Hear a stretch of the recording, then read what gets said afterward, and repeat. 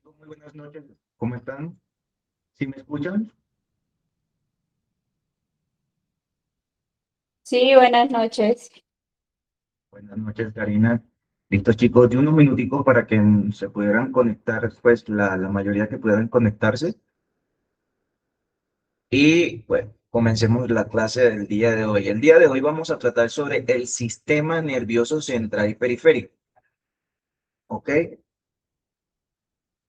Quiero que pongan mucha atención a la clase de hoy porque cuando hablamos sobre el sistema nervioso es uno de los sistemas un poco más complejos de nuestro cuerpo. ¿Ok? Entonces, sí es fundamental que presten un poquito de atención porque recuerden que ahorita estamos empezando a ver dos clases en uno. Perfecto. Entonces, comencemos a hablar de lo que es el sistema nervioso central. El sistema nervioso es como el centro de comando del cuerpo. Todo lo que hacemos, desde mover un dedo hasta sentir emociones, pasa por este sistema. Es importante destacar que es un sistema de comunicación bidireccional, o sea, él recibe información del exterior y del interior del cuerpo, la procesa y genera respuestas apropiadas. Las cuatro funciones son fundamentales. Primero, la recepción de estímulos mediante receptores sensoriales ubicados en toda la piel, músculos y órganos internos. Segundo, la integración de información en el sistema nervioso central donde se procesan y analizan los datos. Tercero, la generación de respuestas motoras, secretoras y conductuales. Y cuarto, la regulación homeostática que mantiene el equilibrio interno constante. Un ejemplo práctico de esto es cuando tocamos algo caliente. Bien, cuando tocamos algo caliente, los receptores térmicos en la piel detectan el calor. Esa sería la recepción. Y el sistema nervioso central procesa esta información y determina que es peligroso. Esta parte sería la integración. ¿Ok? Este también envía señales a los músculos para retirar la mano. Al retirar la mano se produce lo que es la respuesta. Y todo esto ocurre en segundos, manteniendo la integridad del tejido. Eso quiere decir la homeostasis. ¿Sí se entendió?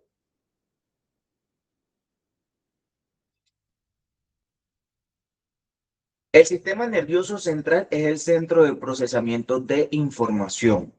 Está formado por el encéfalo y la médula espinal.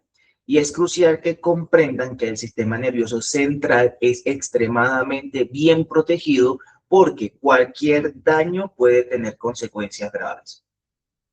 Las estructuras de protección son tres, lo que es el cráneo y la columna vertebral que proporcionan protección ósea rígida. Bien, las meninges son tres membranas, lo que llamamos dura madre, aracnoide y la pía madre. Estas envuelven y protegen y el líquido cefalorraquídeo que actúa como amortiguador.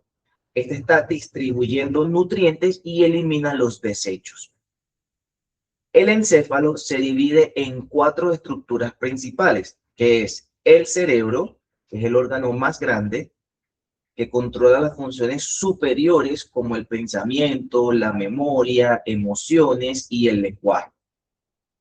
Este está dividido en dos hemisferios y cuatro lóbulos. El cerebelo está ubicado en la parte posterior y este coordina el movimiento, equilibrio y postura.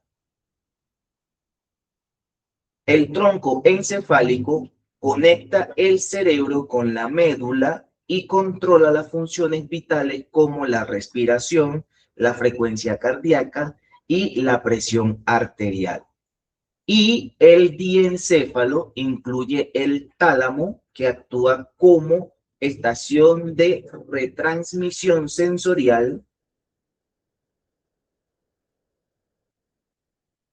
Disculpen, chico.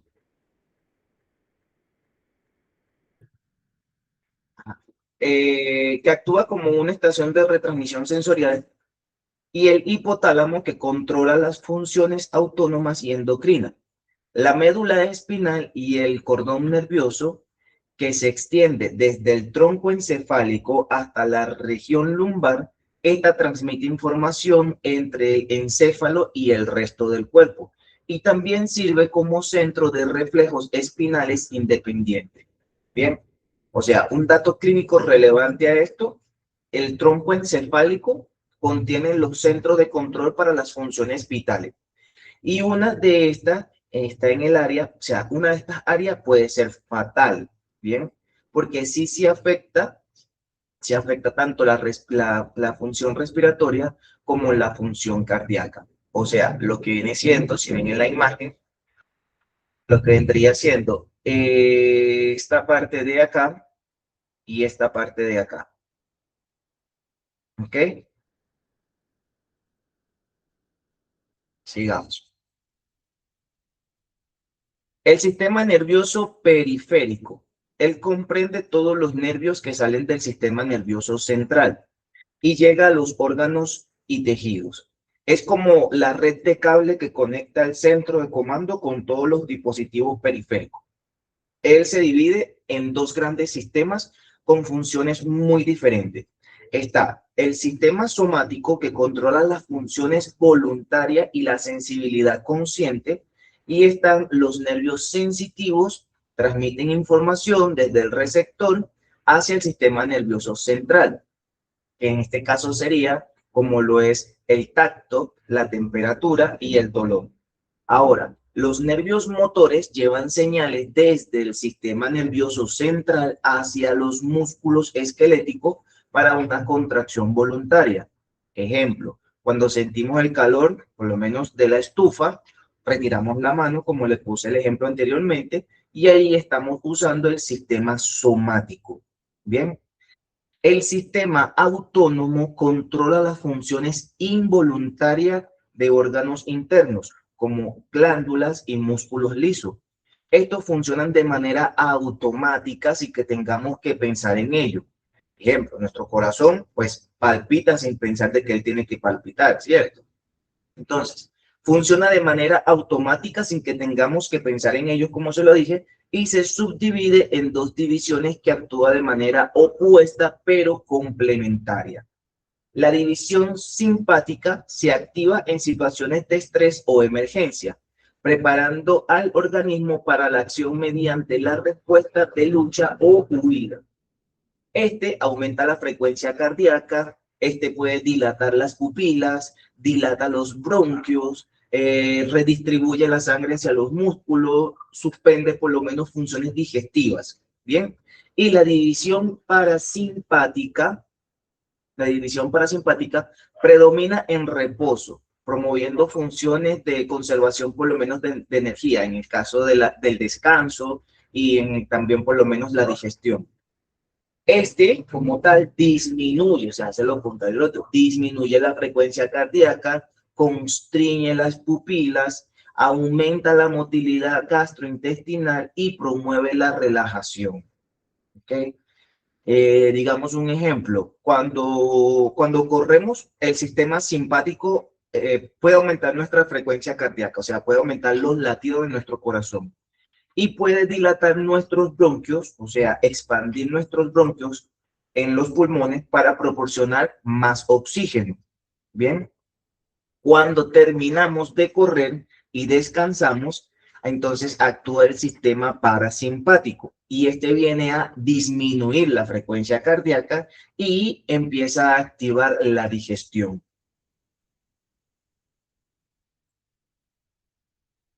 Las neuronas es la célula básica del sistema nervioso. A diferencia de otras células, las neuronas están especializadas en transmitir información eléctrica y química. Es importante que los estudiantes identifiquen cada parte y comprendan su función, ¿ok? El cuerpo celular o soma contiene el núcleo y los organelos celulares. Es el centro metabólico de la neurona, donde se producen las proteínas y se genera la energía necesaria para su funcionamiento. Las dendritas son prolongaciones cortas y altamente ramificadas que emergen del soma. Y su función es recibir la señal de otras neuronas y transmitirla hacia el cuerpo celular. Son como las antenas que captan la información, pero de múltiples fuentes.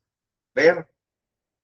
El axón es una prolongación larga y única que sale del soma, y este transporta los impulsos nerviosos desde el cuerpo celular hacia las terminales axónicas. Puede medir desde micrómetro hasta más de 1 metro de longitud, los axones, el axón, perdón. Y los axones están recubiertos por la vaina de mielina. Las terminales axónicos son las ramificaciones finales del axón que establecen contacto con otras neuronas o células efectoras. Bien. Y es aquí donde se liberan los neurotransmisores para comunicarse con la siguiente célula en el circuito. La vaina de mielina es una capa lipídica que recubre muchos axones, formado por las células de Schwann, y o sea, estas están en el sistema nervioso parasimpático. Y los oligodendrocitos en el sistema están formados por células de Schwann, como le dije, los oligodendrocitos en el sistema nervioso central. Esa es la diferencia. O sea, venga que me pongo acá en contexto porque como que se me pasó algo. La vaina de mielina es una capa lipídica, o sea, es una capa grasa que recubre lo que son los axones. Muchos de ellos es lo que hace recubrirla para protegerlo. Esta está formada por las células de Schwann, que la habíamos estudiado anteriormente, en el sistema nervioso parasimpático. Y el oligodendrocito, bien, que es otra célula que está formada a la parte de lo que son los axones, la parte de afuera, la vaina de mielina, este se encuentra en el sistema nervioso central. O sea, en el sistema nervioso parasimpático están las células de Schwann y en el sistema nervioso central están los oligodendrocitos. Estos tienen tres funciones principales, que es aumentar la velocidad de conducción del impulso nervioso mediante la conducción saltatoria y proporcionar aislamiento eléctrico para evitar la pérdida de señal y protege físicamente el axón. Bien, por lo menos en las enfermedades como la esclerosis múltiple, el sistema inmune ataca y destruye la vaina de mielina del sistema nervioso central. Y este se ve interrumpido la conducción de señales nerviosas y entonces en ese caso se van causando diversos síntomas neurológicos. Bien, esa es la importancia de ese recubrimiento lipídico que tienen las neuronas. Ahora, la sinapsis es la unión funcional entre dos neuronas o entre una neurona y una célula efectora como un músculo o una glándula. Y es el punto donde ocurre la comunicación entre células nerviosas y las neuronas no se tocan físicamente. O sea, hay un pequeño espacio entre ellas llamada hendidura sináptica. Existen dos tipos principales de sinapsis. La sinapsis química es la más común y utiliza neurotransmisores para transmitir la señal. Cuando el impulso nervioso llega a la terminal presináptica, se liberan moléculas de neurotransmisor que atraviesan la hendidura sináptica y se unen a receptores específicos en la neurona postsináptica, y esto genera una nueva señal eléctrica. La sinapsis eléctrica es menos común y ocurre mediante uniones gap,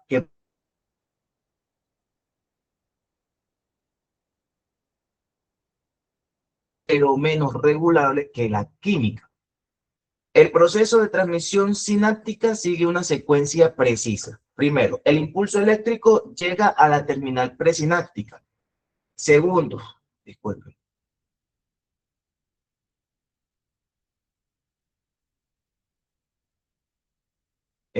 Bueno, segundo, los canales de calcio se abren permitiendo la entrada de iones de calcio. Tercero, las vesículas presinápticas liberan neurotransmisores en la hendidura. Y cuarto, el neurotransmisor se une a receptores postsinápticos. Quinto, Se genera una respuesta en la neurona posináptica y finalmente el neurotransmisor es eliminado por la recaptación o la degradación enzimática. Bien. Muchos fármacos actúan modificando la transmisión sináptica.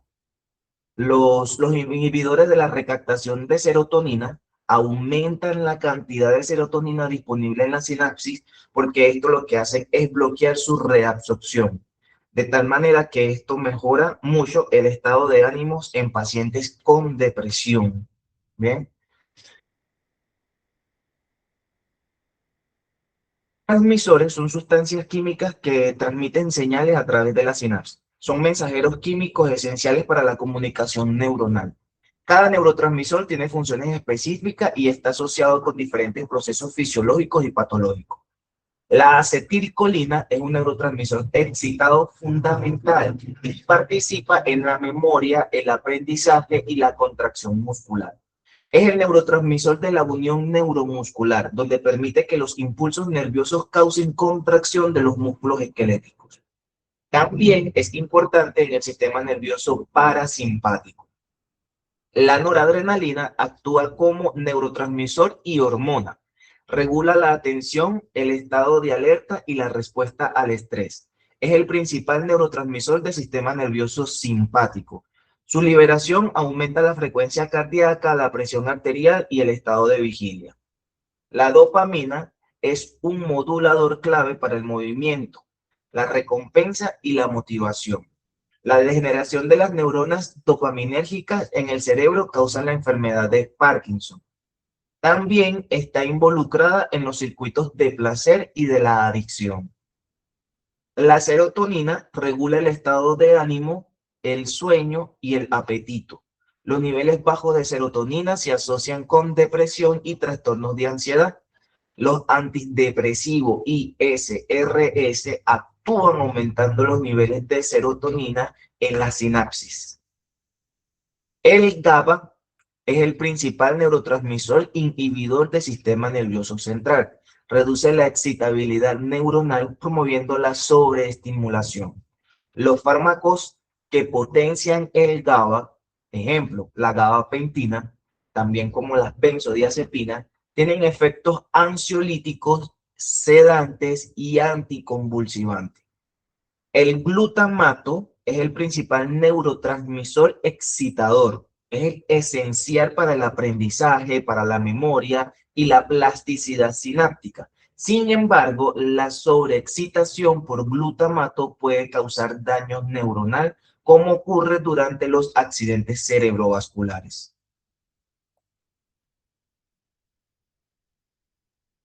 Los psicofármacos son medicamentos que actúan sobre el sistema nervioso central, modificando funciones psicológicas y conductuales. Son fundamentales en psiquiatría y en neurología. Como técnicos en servicios farmacéuticos y enfermería, ustedes deben conocer su mecanismo de acción, sus indicaciones y sus efectos adversos. Bien, los ansiolíticos y sedantes actúan sobre el sistema GABAergico, produciendo efectos calmantes. ¿Sí? Las benzodiazepinas como el diazepam, el lorazepam y el alprazolam potencian la acción GABA, el principal neurotransmisor inhibidor, y se usa para tratar la ansiedad, el insomnio y convulsiones. Los barbitúricos, como el fenobarbital, tienen un uso limitado. Actualmente, eso es debido a su estrecho margen terapéutico y los riesgos de dependencia del medicamento. Los antidepresivos modifican los niveles de serotonina, de noradrenalina y de dopamina. Y los ISRS, que son los inhibidores selectivos de la recaptación de serotonina, ISRS, inhibidores selectivos de la recaptación de serotonina, como la fluoxetina, la sertralina y por lo menos el escitalopram, que son los más prescritos actualmente. Estos son prescritos por su eficacia y mejor perfil de seguridad. Los IRSN, que son los inhibidores de la recaptación de serotonina y noradrenalina, ¿ven la diferencia? Y SRS, que es inhibidores selectivos, son selectivos, o sea, van donde tienen que ir directo, ¿bien? De la recaptación de serotonina. Estos son IRSN. Los IRSN son los inhibidores de la recaptación de serotonina y noradrenalina. O sea, no son selectivos porque ya también actúa la noradrenalina. Bien. Ejemplo de estos fármacos son la venlafaxina y duloxetina y actúan sobre ambos neurotransmisores. Los tricíclicos como la amitriptilina o también está la imipramina son antidepresivos más antiguos con más efectos adversos, pero aún útiles en ciertos casos, especialmente para los dolores neuropáticos. Los antipsicóticos bloquean receptores de dopamina y otros neurotransmisores. Los antipsicóticos típicos como el haloperidol, la clorpromacina, son efectivos para los síntomas positivos de la esquizofrenia, pero pueden causar efectos extrapiramidales. Los antipsicóticos atípicos, por lo menos como la risperidona, la olanzapina, la quetiapina, tienen un perfil más favorable con menos efectos motores adversos y también tratan síntomas negativos. Bien, por lo menos en la práctica, los antidepresivos ISRS, que son los inhibidores selectivos de la recaptación de serotonina, no deben por lo menos suspenderse de una manera abrupta porque puede causar un síndrome de discontinuación. Y los antipsicóticos requieren monitorización de peso y parámetros metabólicos porque pueden causar aumento de peso y alteraciones metabólicas.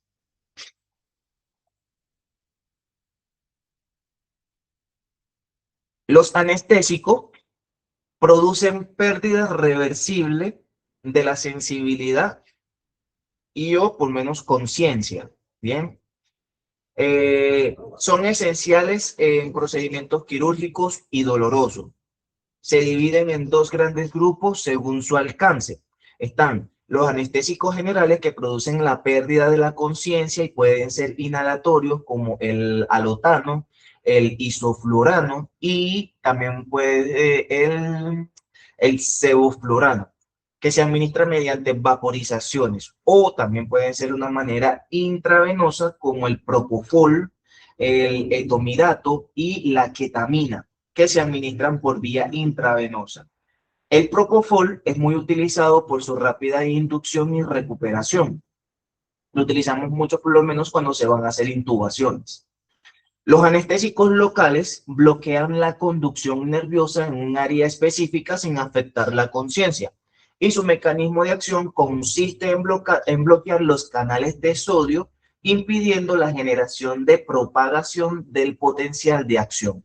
Se clasifican en ésteres como la procaína y la clorprocaína, y las amidas como la lidocaína y la bupivacaína.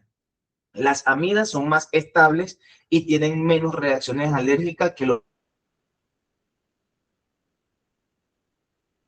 alivian el dolor sin producir pérdida de conciencia. Y los opioides actúan como receptores de opioides en el sistema nervioso central. Los fuertes, como la morfina, el fentanilo y la oxicodona, se usan para el dolor severo. Puede ser un dolor severo postoperatorio o puede ser un dolor severo por lo menos oncológico y se puede utilizar la oxicodona. Los débiles, por lo menos como el tramadol, la codeína, se usan para dolor moderado y los efectos incluyen analgesia, sedación y depresión respiratoria cuando se dan dosis muy altas. Los analgésicos no opioides, que esto estamos incluyendo los AINES, que son los antiinflamatorios no esteroideos, como el ibuprofeno, el diclofenaco y el naproxeno, que además de analgesia tienen un efecto antiinflamatorio y antipirético. Bien, también nos encontramos lo que es el paracetamol, que tiene un efecto analgésico y antipirético, pero este carece del efecto antiinflamatorio significativo que tienen los AINES. Bien, Lo que es importante es que los opioides pueden causar depresión respiratoria, pueden causar constipación y pueden causar dependencia. Pero para estos medicamentos hay un antídoto que se llama naloxona y es un antídoto específico para los medicamentos opioides, para la sobredosis de estos opioides. Y para los AN pueden causar una irritación gástrica y afectar también la función renal. Para esto como tal no hay antídoto. Cuando hay una sobredosificación de paracetamol o acetaminofén, que viene siendo lo mismo en su nomenclatura química como paracetilaminoanfenol, bien, para revertir los efectos de por lo menos de altas dosis de acetaminofén o paracetamol, entonces tenemos lo que es la N-acetilcisteína.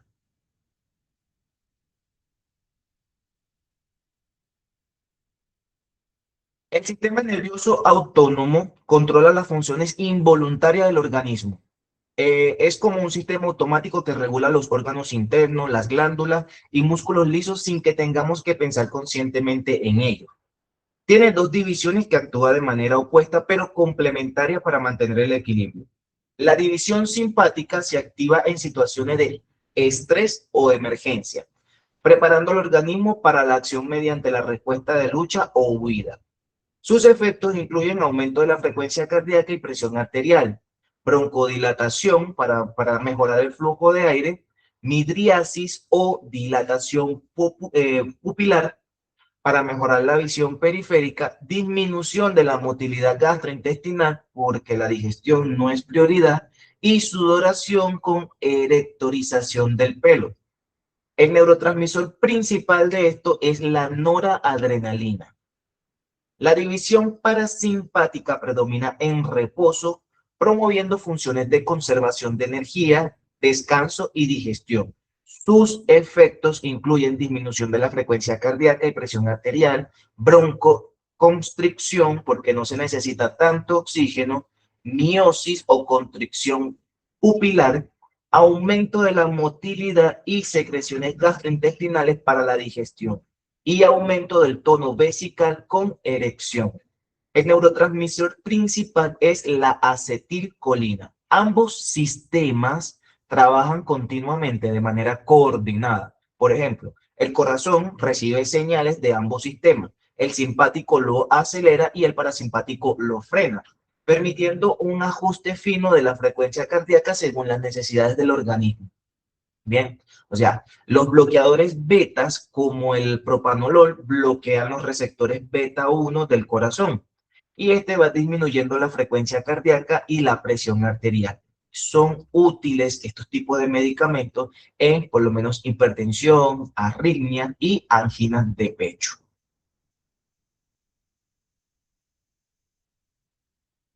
Los fármacos simpaticomiméticos imitan los efectos de la estimulación del sistema nervioso simpático. Actúan sobre los receptores adrenérgicos produciendo respuestas similares a lo que ocurriría en el sistema simpático si se activara de manera naturalmente. Los adrenérgicos directos se unen directamente a los receptores adrenérgicos. La adrenalina es el fármaco de elección en emergencias alérgicas graves, o sea, a las anafilaxias, porque activa tanto receptores alfa como receptores beta, produciendo vasoconstricción que revierte el edema, la broncodilatación que mejora la respiración. Bien, cuando estamos hablando de anafilaxia es el edema que se produce en la parte respiratoria. Entonces, estos fármacos lo que hacen es que producen una broncodilatación, una vasoconstricción y mejora la respiración. La noradrenalina se usa principalmente en shock vasodilatador por su potente efecto vasoconstrictor alfa. Por lo menos uno de los medicamentos, como es el salbutamol, es un agonista selectivo de los receptores beta 2, que este lo que hace es producir broncodilatación sin afectar significativamente el corazón, siendo el tratamiento de elección para los pacientes con crisis asmática. Los adrenérgicos indirectos liberan noradrenalina en las terminales nerviosas. Las anfetaminas se usan en el tratamiento del TDAH, o sea, trastorno, sí, del TDAH. Y la narcolepsia porque aumentan la disponibilidad de noradrenalina y dopamina en el sistema nervioso central, mejorando la atención y reduciendo la somnolencia. Los receptores adrenérgicos se clasifican en cuatro tipos principales. Los alfa-1 producen vasoconstricción, contracción del músculo liso y dilatación pupilar. Los alfa-2 inhiben la liberación de noradrenalina y producen vasoconstricción presináptica. Los beta-1 aumentan la frecuencia cardíaca, la contractilidad y la conducción auriculoventricular. Y los beta-2 producen broncodilatación, relajación uterina y vasodilatación. Es importante conocer que los receptores específicos permiten predecir los efectos de los fármacos. Por ejemplo, un agonista beta-1 va a aumentar la frecuencia cardíaca, mientras que un agonista beta-2 va a dilatar los bronquios sin afectar el corazón. ¿Ok?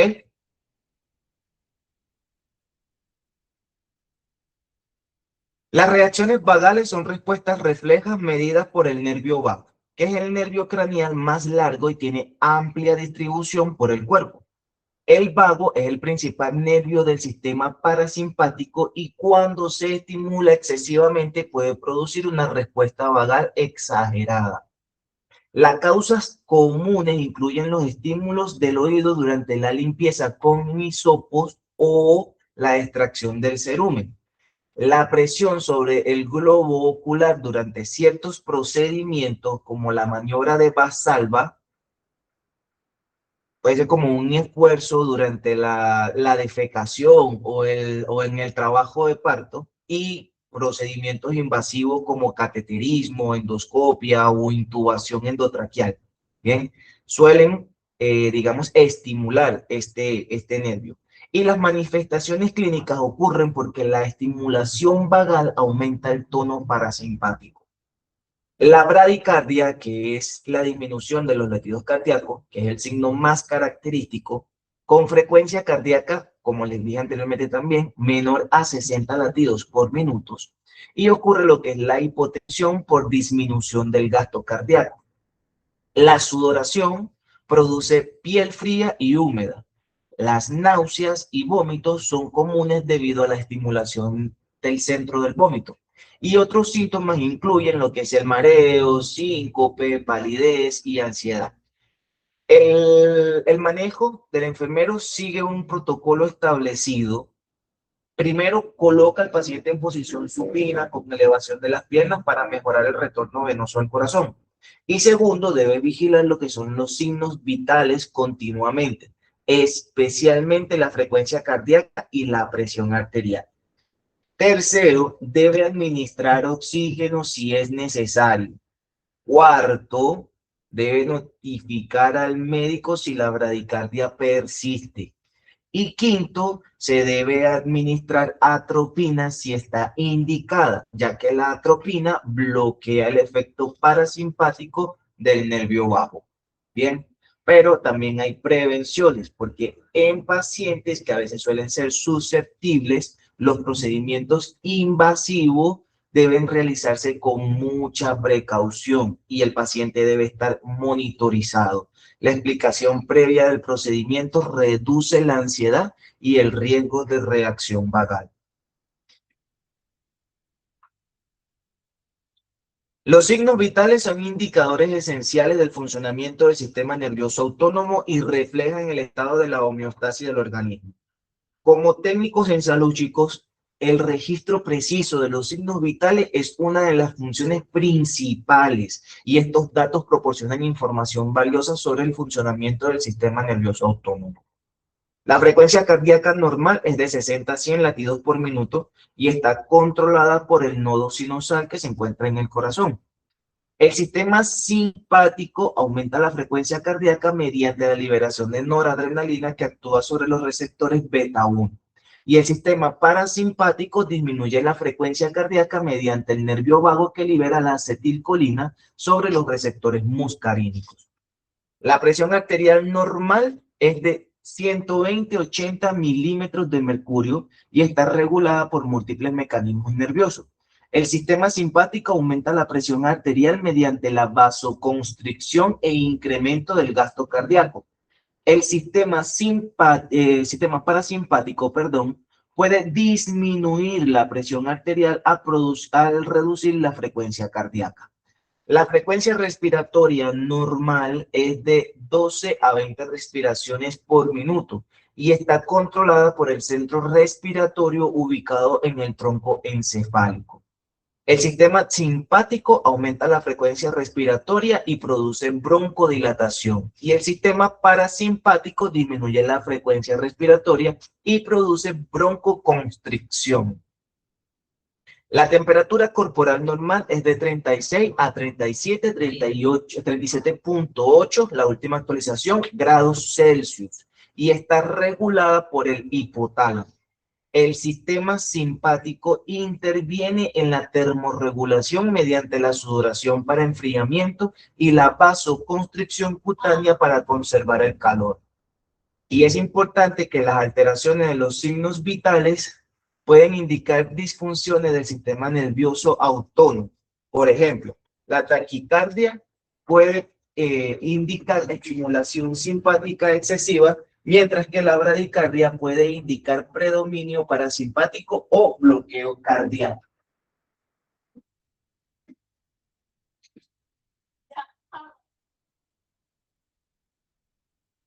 Como resumen, chicos, el punto clave del sistema nervioso se divide en central y periférico. Bien, el sistema nervioso central como el encéfalo y la médula espinal. Estos procesan la información y generan respuestas. Y el sistema nervioso periférico, los nervios, que transmiten las señales al sistema nervioso central y el resto del cuerpo. La unidad funcional, la neurona, que comunica mediante sinapsis utilizando neurotransmisores. El sistema nervioso autónomo, parte del sistema nervioso periférico, controlan funciones involuntarias mediante dos divisiones opuestas. Lo que es el simpático, que actúa la respuesta de lucha o huida usando noradrenalina, y el parasimpático, que promueve el descanso y digestión usando la acetilcolina. Los fármacos actúan modificando la transmisión nerviosa en diferentes niveles. Los psicofármacos modifican neurotransmisores del sistema nervioso central. Los anestésicos bloquean la conducción nerviosa. Los analgésicos opioides actúan sobre receptores específicos. Los simpáticos miméticos limitan la acción del sistema simpático. Bien, los signos vitales es el estado del sistema nervioso autónomo y permiten evaluar su funcionamiento. Las reacciones vagales demuestran cómo la estimulación excesiva del parasimpático puede alterar los signos vitales. Listo, chicos, entonces esta fue la clase. Traté de hacer lo más corto posible con lo más importante sobre cada tema, para que pudieran entender un poco lo que es el sistema nervioso central, tanto el sistema nervioso simpático como parasimpático también. Eh, Quise hacérselo muy explicativo con los medicamentos, porque de esta manera pudieran entenderme un poco más, porque a veces es más fácil asociarlo directamente con los medicamentos para saber en qué actúa uno y en qué actúa el otro. Pero el sistema nervioso central sí es algo bastante complejo, pero por lo menos esto es un bosquejo, es algo, digamos, muy superficial de lo que es el sistema nervioso central, pero muy específico en realidad a lo que se dedica cada uno. ¿Alguna pregunta, chicos? Tenemos tiempecito para discutir algo, alguna duda. Estoy atento acá con ustedes.